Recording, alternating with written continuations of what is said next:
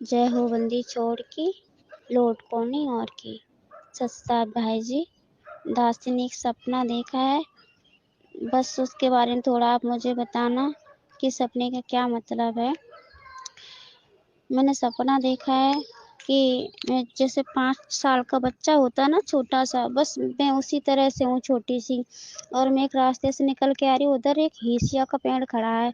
आपके यहाँ पता नहीं क्या कहते, मेरे यहाँ एक पेड़ होता है, उसमें नींबू के कांटे जैसे नींबू के पेड़ में कांटे होते हैं, इसी तरह से कांटे होते। तो मेरे उसमें हाथ उलझ गया, कांटे लग गए मेरे हाथ में। तो परमात्मा मुझे देख के हंस रहे थे। हम परमात्मा के पास आए तो परमात्मा कह रहे कांटे लग गए बेटा हाथ में। हम कह रहे हाँ परमात्मा कांटे लग गए।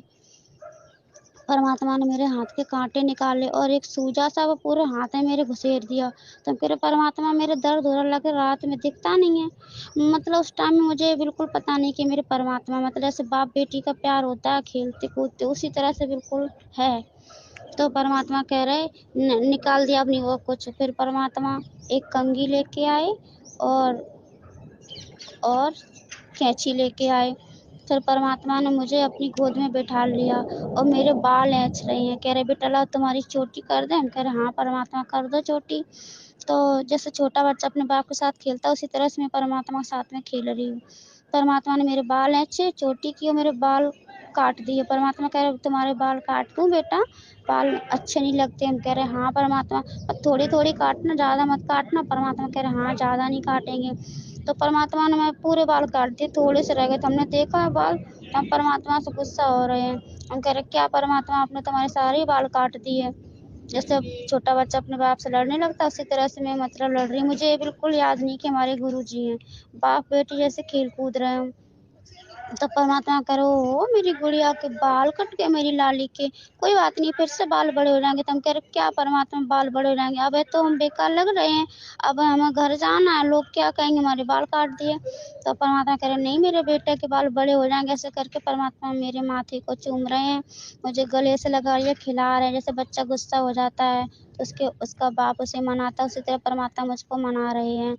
तो हम खुश हो गए। हम कह रहे ठीक है कोई बात नहीं, बाल तो बड़े हो जाएंगे। तो परमात्मा कह रहे हाँ मेरी लाली के बाल बड़े हो जाएंगे बेटा के, लाडो के, ऐसे करके खिला रहे हैं। फिर परमात्मा खाना बना के लाए हैं थाली में।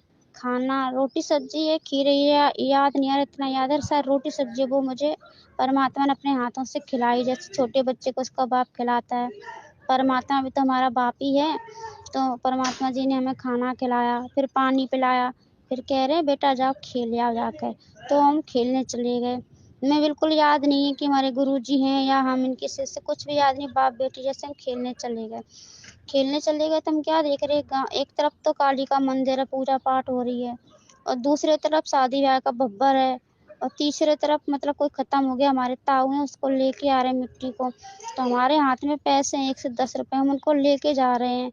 और तो एकदम से हमारे दाऊ सामने आ गए और लाश को हमारे आगे रख दिया। हम बहुत जल्दी से निकलने की कोशिश की कि जल्दी से निकल जाए, नहीं तो लाश के नीचे से निकलेंगे तो हमें डर लगेगा। इतने में वो हमारे दउआ कह रहे हैं कि इस पे पैसे चढ़ा दो जूली।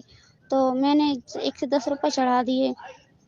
जैसे ही पैसे चढ़ा, एकदम से मुझे याद आया कि हमारे गुरुजी ने तो मना किया है कि किसी को पैसे नहीं चढ़ाना, ना किसी को दंडवत प्रणाम करना अपने गुरु के सिवा। और हमारे गुरु तो सतगुरु रामपाल जी भगवान, एकदम से सन्नाटा सा छा गया। मैंने हे भगवान, उसी समय एकदम से रो पड़ी। मेरे परमात्मा मुझे माफ कर देना, दंडवत प्रणाम कर रही हूँ, रो रही हूँ। परमात्मा कुछ नहीं बोल रहे, मालिक दूर से जैसे छोटा बच्चा रो के जाता है ना अपने बच्चे के पास, मुझसे गलती होगी पिताजी ऐसी, हम परमात्मा को बता रहे तो परमात्मा कुछ नहीं कह रहे, हंस रहे हैं और देख रहे हैं। उन्होंने सर पे हाथ फेरा, अब लोग कोई बात नहीं बेटा।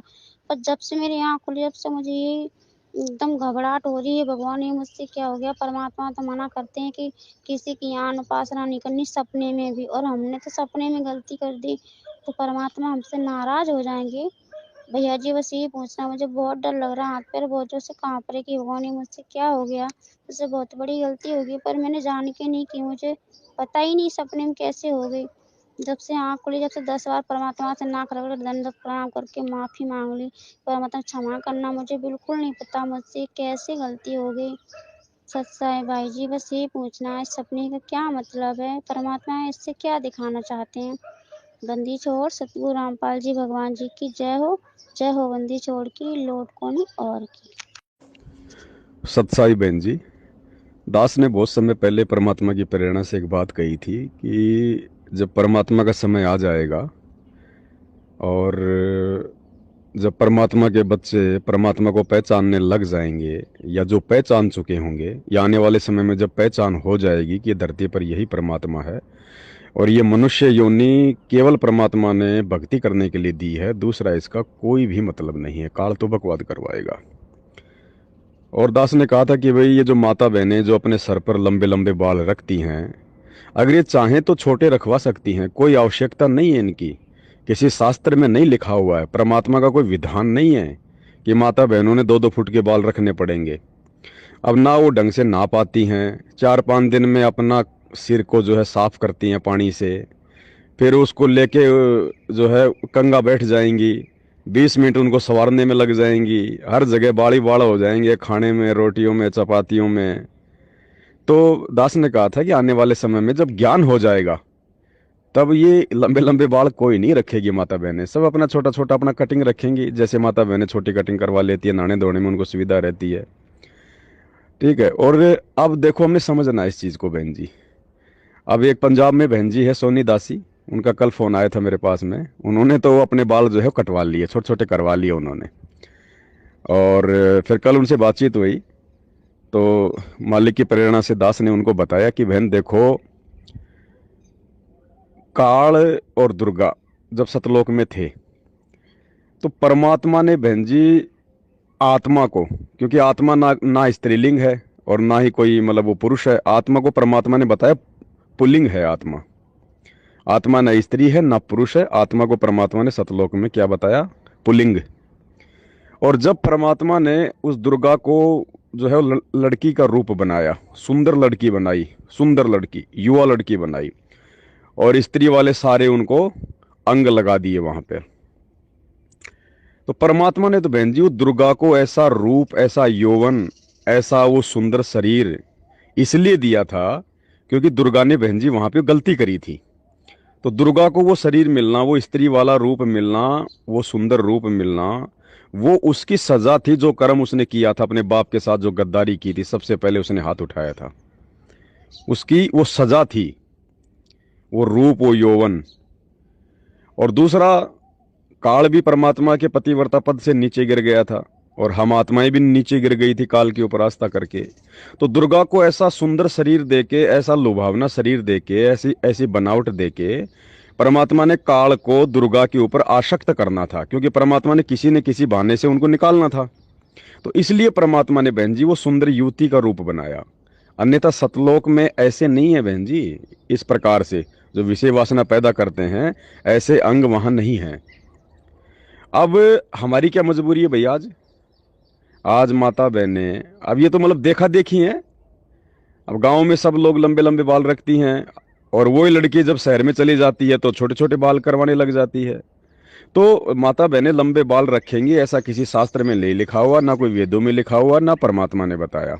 ये तो अपने अपनी समझ की बात है बहन जी। ठीक है। तो आने वाले समय में ये लंबे लंबे बाल वगैरह कोई नहीं रखेगी।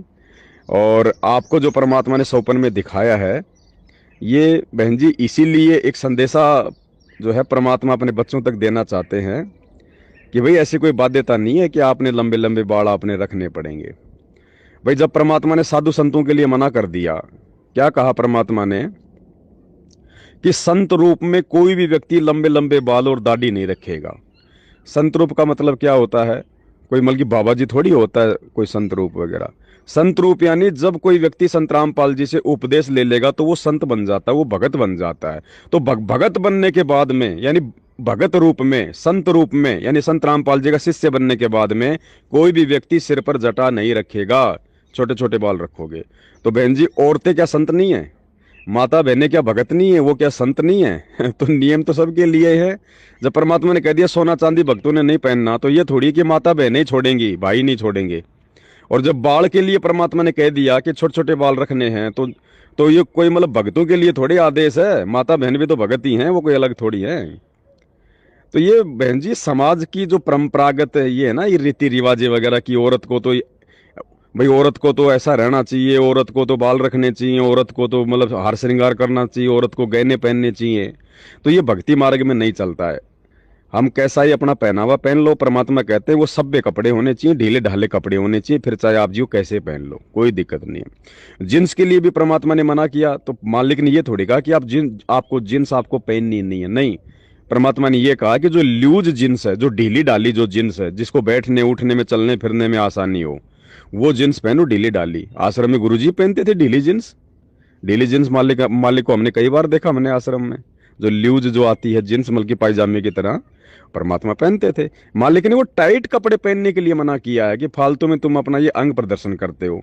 माता बहनें जींस पहनेंगी तो दूसरे को जो है मतलब एक विषय वासना के प्रति वो आसक्त करेंगी, तो उसके भी कर्म फूटेंगे, दूसरे के फूटेंगे। फिर तुम सत्संग में जींस पहन के आ जाते हो, ना ढंग से तुम बैठ पाते, ना खाना खा पाते तुम। यहाँ पे तुम्हारे तुम्हारे पैरों की नसें तो ब्लॉक हो जाएंगी 2 मिनट में। तुम पैरों को कभी इधर करोगे, कभी तुम उधर करोगे, और ना तुम देखने में अच्छे लगोगे। तो इसलिए परमात्मा ने मना किया है कि साधु सोई जो सीधा चाल है। अब हम भगत बन गए तो हमें भक्ति मार्ग में भगत बनकर ही चलना पड़ेगा, परमात्मा के अनुसार ही चलना पड़ेगा। तो माता बहनें अपने बाल बाल जो है छोटे करवा सकती हैं और कटवा सकती हैं। अगर किसी को शंका हो तो उसके लिए परमात्मा ने आपको सौपन के माध्यम से दिखाया, खुद आपके बाल काट के परमात्मा ने। अब ये अपने अपने ज्ञान पे है बहन जी, ये धीरे धीरे परमात्मा दया करेंगे तो आत्माओं के समझ में आएंगी ये बातें। अभी हम लोग इसी तो शर्मा शर्मी में डूबे पड़े कि लोग क्या कहेंगे, रिश्तेदार क्या कहेंगे, गांव वाले क्या कहेंगे, तूने बाल कटवा लिए। अरे हमने सोना पहनना छोड़ा है तो गांव वाले चाहे जो मर्जी भोगते रहो, जो मर्जी करते रहो। समाज तो आज भी ये सोचता है कि औरत श्रृंगार नहीं करेगी तो कौन करेगा। अगर कोई श्रृंगार नहीं करती है तो ये सोचते हैं कि इसका तो पति मर गया। अब ये भक्ति मार्ग में नहीं चलता। तो बाल चाहे बहन जी अपना चाहे छोटा करवाओ। छोटा करवाओगे तो फायदा ही है बहन जी, नुकसान तो कुछ है ही नहीं उसमें, आपका समय बचेगा, आराम से रोजाना नहाओगे। अब कल परसों एक बहन जी की आपने लाइव में दास ने एक ऑडियो दिखाई थी, वो बहन कह रही थी कि मेरे सर में जुएं पड़ गई, मैं क्या करूं। अब बताओ, अगर बाल छोटे छोटे होते, रोजाना नहाती, बढ़िया साबुन लगाती, बढ़िया शैम्पू लगाती, ना उसके जुएं पड़ती, ना उसके कोई खुजली चलती, ना उसके कोई शंका होती। तो अपना आराम से छोटे छोटे बाल रखो बहन जी। परमात्मा ने हमें शरीर दिया है, उसकी भी टेक केयर करनी है, हमने भक्ति करनी है शरीर से। बाल छोटे हो चाहे लंबे हो, बस अपनी सुविधा के अनुसार अपना काम करना हमने। और दूसरा, परमात्मा ने आपको स्वप्न में दिखाया कि आपने 110 रुपये और उस मुर्दे के ऊपर आपने चढ़ा दिए, उसके बाद में आपको बड़ा जो है वो पश्चाताप हुआ। तो ये क्या है ना, परमात्मा भगत की परीक्षा लेते हैं बहन जी। स्वप्न में भी परमात्मा भगत की परीक्षा लेता है और वैसे भी लेता है। स्वप्न में हमारे सूक्ष्म शरीर की परीक्षा होती है और रियल लाइफ में बहन जी हमारे स्थूल शरीर की परीक्षा होती है।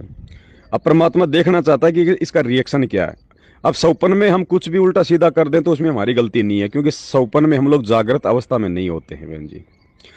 लेकिन जैसे ही अपना स्वप्न टूटता है और स्वप्न में जो भी अपनी मर्यादा विरुद्ध काम किया है, उस मर्यादा विरुद्ध काम को लेके यदि अपने को पश्चाताप होता है आंख खुलने के बाद, तो ये जाहिर हो जाता है कि आपको अपनी मर्यादाओं को लेके चिंता है।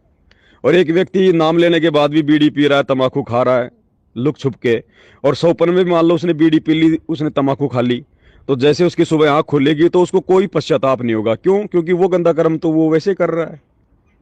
ठीक है ना। तो ये भगत की परमात्मा जो है परीक्षा लेगा। अगर स्वप्न में ऐसा कोई मर्यादा विरुद्ध काम हो गया और आंख खुलते ही यदि आपको मतलब भय लग जाता है, भगवान ये क्या हो गया है, परमात्मा मेरी मर्यादा टूट गई, तो आपके अंदर परमात्मा ये देखता है, ये चेक करता है कि हाँ ये भक्ति कर रहा है, इसको ज्ञान समझ में आ गया है, इसको अपनी मर्यादाओं की चिंता है।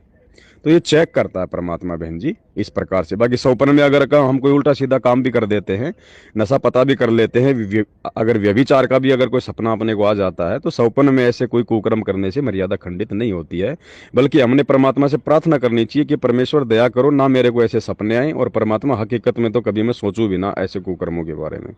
ये है बहन जी। बंदी छोड़ सदगुरु रामपाल जी भगवान की जय हो।